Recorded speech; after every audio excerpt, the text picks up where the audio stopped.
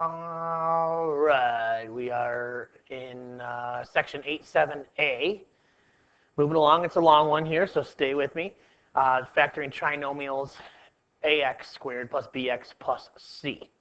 Okay, so we are going to factor trinomials in this form, and we got a couple different options of what we're going to do. Now, in the past, we've factored some different things, but now they're in this form where we've got a number possibly in front of the x squared, which could be a 1, but it could be a different number, plus bx plus c. So we factor these.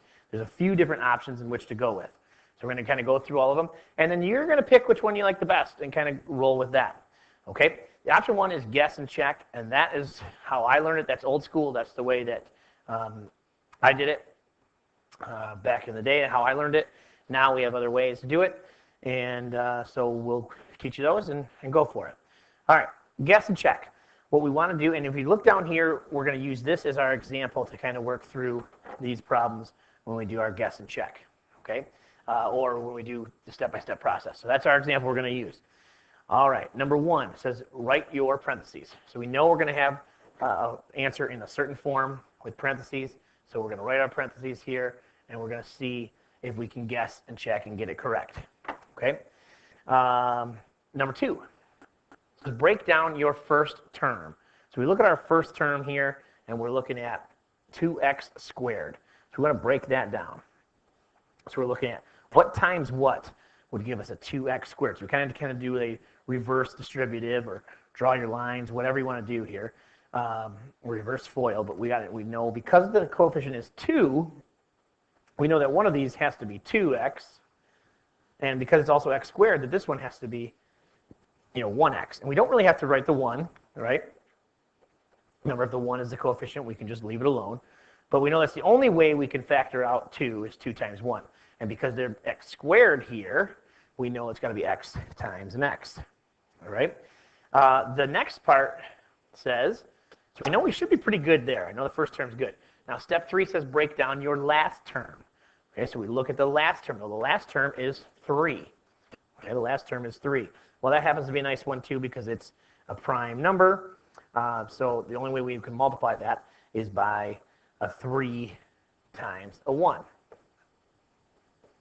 Put those in there. And then the last step of guess and check is to test out the outsides and the insides to see if the middle term is what you get when you combine. Okay? So we're kind of going to use FOIL here, distributive property. And then we're going to make sure, watch your signs, positive, negative. This is where we get screwed up when we have positives and negatives and such. Okay, so let's make sure we want to eventually check our outsides and insides and make sure that we get this term here, our b term of 5x, or our middle term of 5x. So we check that out and say, okay, let's see. If we take our outside, that's 2x times 1, which would give us a 2x. And then we take our inside terms, 3 times 1x would be 3x. And so together, that does equals 5x. So we're in good shape here because we got what the middle term is. Now, and I'll do this one later, but if it did not match up, well, then we would have to do certain things, like maybe switch this number with this number here and see if it worked. Or if it's not a prime number, we would have to see if there were other factors we could use. We'll do that on a later example. But it worked out here for us, so then we know that our answer would be 2x plus 3 times x plus 1. Okay, the next option that we can work on is a product sum table. Now, we gave you those sheets, and this is where it's going to be helpful to have those handy. So our goal in this situation is to break the trinomial into 4 terms, okay, into 4 terms. And the reason we want to do that is so that we can factor by grouping. If you remember from, I think it's section 8.5b, we had to factor by grouping when it was 4 terms. So in order to do that, we're going to separate this into 4 terms. So we're going to break the 3 into 4 terms. So look at this pattern here. And all we did was take this 6x squared plus 17x plus 5, and we broke it into 4 terms, 6x squared plus 2x plus 15x plus 5. Now, the big thing is the first term stayed the same, 6x squared. The last term stayed the same, 5 and 5. But the middle term, that's where we split it in half. And then we said, okay, 2x and 15x, what would they make together? They would make our 17x. So we didn't really change anything here. We just took the middle term of 17x and broke it into 2 different terms that added to 17x. That way, we would be able to factor it by grouping, like we did in 8.5b. Okay, so let's take a look at our steps for factoring the trinomial in this form, ax squared plus bx plus c. All right, so the first thing we want to do is to make a product and sum table. Okay, make a product and sum table. When we do this, we're going to multiply. Our product is going to be multiplying terms a times c. So again, our letters here are a and our c. Those are the coefficients in front. This is the constant over c, and a is the coefficient in front of b, or in front of the x squared. And so we're going to actually multiply those. That's when we talk product, we're going a times c. Okay, and then the sum, what we're looking for them to add to would be our b value here, would be the sum that we're looking for. Okay, so we make our product and sum table. So when we do that, what we're kind of doing is we're looking at make my table, and so I'm going to multiply here a times c, and then my sum is b. That's how I do it. That way I know what I'm looking for. Okay, the second step here is to break the middle term b, that's the middle term, into 2 pieces using your answer from your table. So whatever you get for your product and sum table, whatever you get, then you can use those. That's why it's going to be so helpful to have those product sum tables done if you did that, because now you can just look at those and say, okay, I've got it, I found it. Otherwise, you're going to have to make one for every problem that we do, if you can't do guess and check. The problem with guess and check is that you could be wrong. With the product sum table, you're always going to be right, so it kind of helps you out. All right. When we do this, just make sure, just to add a little something to it, just make sure that we put the variables on these. So if it's got a x, make sure that when you break it into 2 pieces, that they both have x. Okay, that they both have an x with them. You'll see in our examples. All right, the next one is factor by grouping. Okay, so we did that in 8.5b. We know what we have to do. We have to find 2 GCF problems because we factored by grouping, so we get 2 GCFs, and then we want to have matching parentheses at the end, if you remember back from 8.5b. Okay, so in this case, we're factoring. Again, we're going back to our old example here that we did last time, because you're going to see we're going to get the same example here. Okay, so we'll get the same example, or the same answer, I should say, as we go through this. All right, so here's our example. And if we talk about this is our A value, right? This is our B value, and this is our C value. So when we make our product sum table here, I'm multiplying my A times C, which is 2 times 3, which is 6. And then I'm adding to get the B term of 5, adding to get 5. Okay? So when I'm looking at factors, looking for different things, so the first thing that screams out to me is 6 times 1. We're trying to multiply to get 6, but add them up to get 5. So if I go 6 times 1 here, 6 times 1, then I add them up in my sum table, 6 plus 1 is 7. So I know that's not good. That's not going to help us. So those are not the numbers I want to split them up with. How about 2 times 3? So we use 2 times 3. Well, if I add those up, 2 plus 3 equals 5. Hey, there we go. That is what we're looking for. So do the product first, and then worry about your sum. Because these products, all these products are going to equal 6, but then you have to get the sums next. So this is the one we're going to use, is this 2 plus 3. Those are going to be the good ones that we're going to use. Okay, so what I end up doing here is I'm going to drop this first term down. Back over to our example here. I'm going to drop the first term down, make it 2x squared. That's going to stay the same. The last term is also going to stay the same as a plus 3. But in the middle, this is where I'm doing step 2. I'm breaking the middle term b into 2 pieces using my answer from the table. Well, my answer from the table is over here, 2 plus 3. So I'm going to break this 5x up into plus 2x and plus 3x. Okay? And I didn't really change anything because you know if I added these middle terms, 2x plus 3x, if I just combined like terms, I would get my 5x. Okay? So in that case, I didn't really change much. Now I'm going to factor by grouping. And if you remember when we factored by grouping, that's this step here. Okay, now what I do first is I draw my parentheses right in the middle here, and I'm looking for a GCF. So if I have to use the prime factorization table here, I can. If I can do it mentally, I can do that. But I'm going to go ahead and say I'm going to do this one mentally. So the first set of parentheses here, what I'm factoring out, what do they have in common? Well, they both have a 2 and they both have an x. Okay, and so then what's left if I distribute here? What times 2x would give me 2x squared? Well, it would be x. And over here, what times 2x would give me this 2x? Just a 1.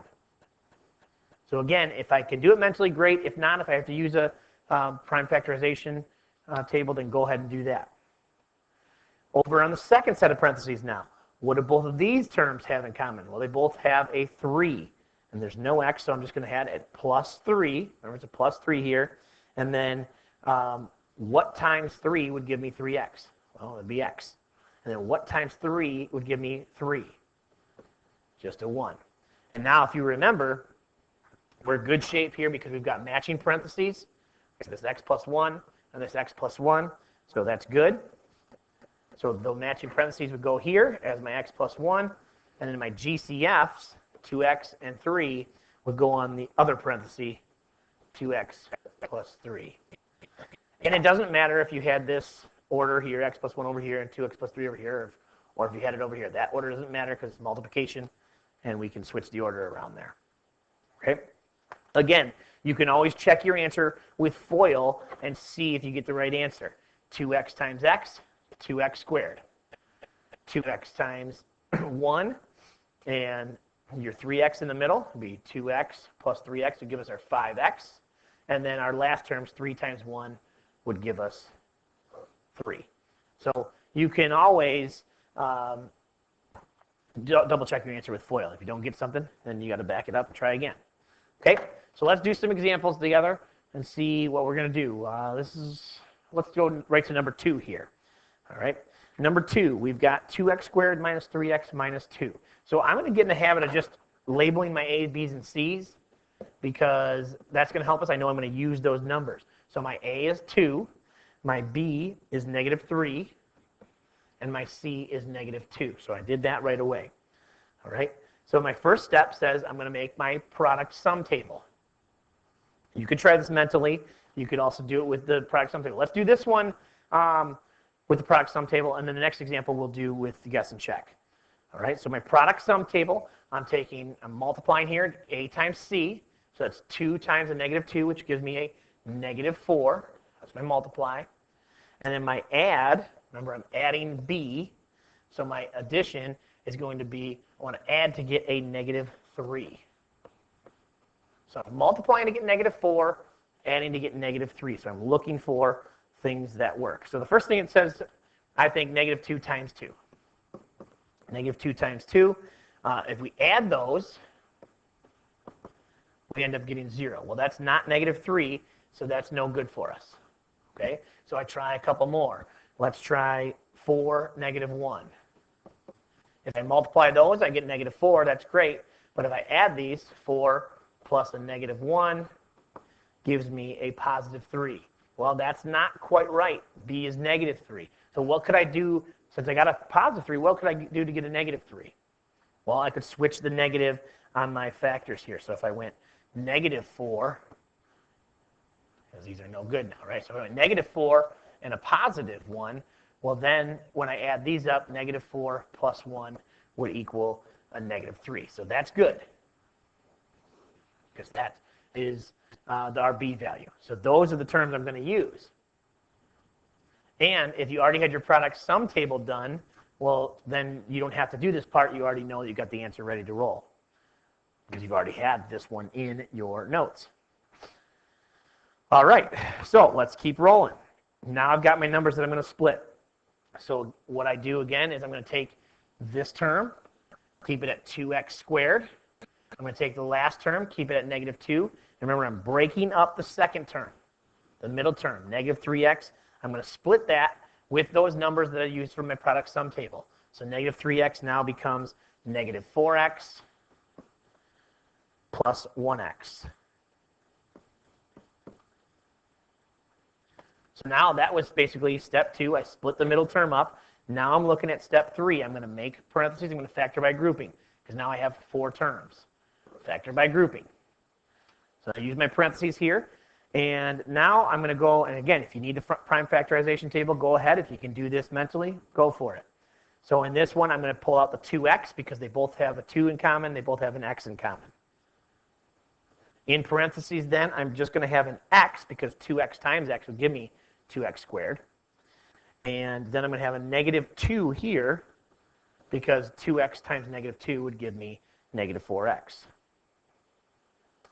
On the other set of parentheses, what can I pull out? Well, there's not much, but they do have a 1. I could pull out a 1 in both terms, so it'll be plus 1. Remember, it needs a sign with it. And then 1 times what gives me 1x? Well, it'll just be x. And then 1 times what gives me a negative 2? Well, it would be negative 2. So again, I'm in good shape here because I do have a common parenthesis, matching parentheses of x minus 2. So remember, those are going to go in one set of parentheses. And then my GCFs, my 2x and my plus 1, will go in the other.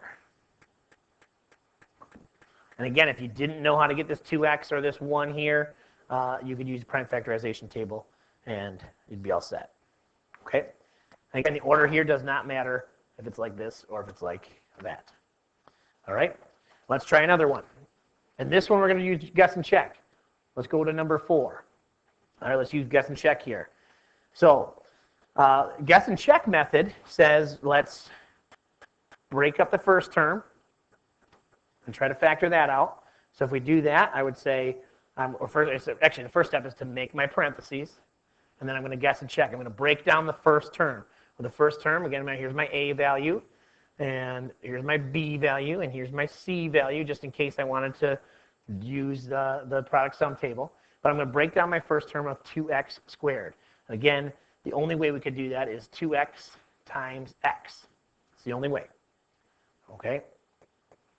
So the first thing is, because I know that's going to be 2x times x if I FOIL that or distribute, whatever you want to say, to get 2x squared. Now the second term, I'm looking at two numbers that have to multiply to get 18, or my last term, two numbers that are going to multiply to get 18, but they have to add to get 15. Okay, so now I'm thinking about factors of 18. So let's try like 9 and 2. So plus 9 and plus 2 here. And now let's guess and check and see if it works. I know my first term's good. 2x times x is x squared. I know my last term's good, 9 times 2. But let's check in the middle and see how it works out. So if I go 9 times x here, if I go on the outside, I would go 2x times 2 is 4x. And then 9 times x is 9x if I do my outside-inside terms. And that ends up giving me 13x. Well, that's not good. That's not good. It's not 15. I need to get 15x. Okay, so those numbers don't work. So the one thing I could try to do right off the bat is I can maybe try to switch these two numbers, put a plus 2 here and a plus 9, and see what we get there. Well, in this case, I end up getting 2 times x is 2x. 2x times 9 is 18x. Well, that doesn't work either. That gives me a 20x. Okay, so those don't work. So now, we'll guess and check.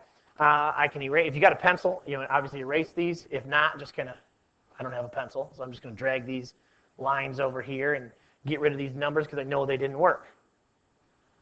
Okay, and I'm just going to take all this stuff and move it over for a little bit and cross it out because it did not work. Okay, so let's try some other factors. 2 and 9 didn't work, so let's try something else. How about 6 and 3? Let's try 6 and 3, because I know 18, 6 times 3. So let's go plus 6 here and plus 3. Just make sure we're careful in our signs. And now let's guess and check these. Outside terms, 2x times 3 is 6x. The inside terms, 6 times x is 6x. So that gives us a 12x. Still no good. Still doesn't work. So I know that's not good. So the first thing I'm going to do is let's try to just rearrange the numbers and see if that works. Take my 6 over here, take my 3 over here, and see what we get. Now, my outside, 2x times 6 is 12x. My inside, 3 times x is 3x. So that's going to give me an answer of 15x. So hey, there we go. Now I know I've got the right answer in there. 2x plus 3 times x plus 6.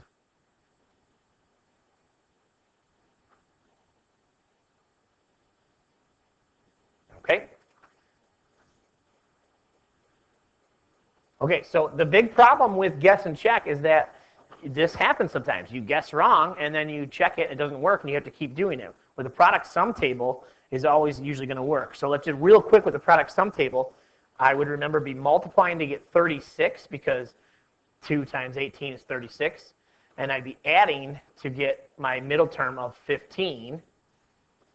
So if I just did the product sum table, I could figure that out. Now I've already done it, so I know that 12 and 3 would work, and 12 plus 3 equals 15. So I would be able to start this problem right away and say my 2x squared, bring that down, and then break that middle term up into 12x plus 3x, and bring the last term down as well of 18.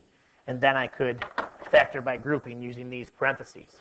And end up getting the same answer after I did that. But that's where you have to decide, guess and check, or product sum table. And again, if you already did the product sum table, then you're probably in good shape as far as your notes go. Okay, so lesson summary. When using the product sum table method, you are finding the product and sum of what parts of the problem. You got your A, B's, and C's. Which one goes which one goes with each. And I also just want to know, what method are you using so far? What method are you using up to this point? But again, if you're using that, A, B's, and C's, which numbers go with the product, which numbers go with the sum. And then the last thing here is our problem here to factor this one. And again, list your A's, B's, and C's. In this case, your A is positive 1, your B is a negative 1, and your C is a negative 12. And so our answer, remember, should be 2 binomials in parentheses here. Okay? I know it's a lot to it. Bring some questions, and we'll see how we do.